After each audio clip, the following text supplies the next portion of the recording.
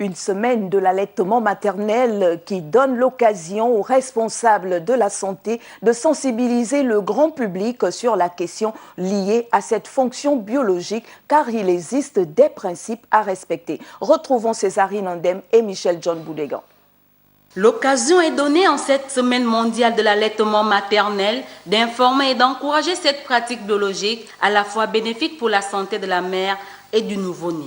À cet effet, il est important de revenir sur les contre-indications de cette pratique naturelle. Certaines maladies infectieuses qui peuvent impacter sur l'état de l'enfant contre-indiquent l'allaitement maternel. L'état de santé de la mère qui nécessite certains médicaments qui ne sont pas autorisés chez l'enfant aussi contre-indique l'allaitement maternel. Au Gabon, comme dans beaucoup d'autres pays d'Afrique, il existe des principes traditionnels pour ne pas mettre en danger la santé du nouveau-né. Une femme qui allaite ne doit pas avoir de rapport sexuel avec un homme parce que ces rapports sexuels-là détruisent la pureté du lait maternel. La femme ne doit pas allaiter son enfant étant couchée. Par exemple, il y a des enfants qui ont la sinusite.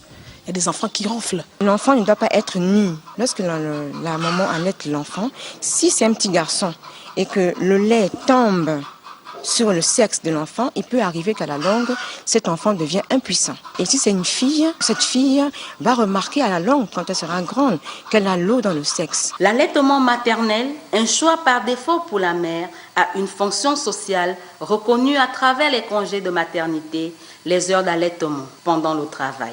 La Semaine mondiale de l'allaitement est une semaine d'information pour accompagner et conseiller les mères.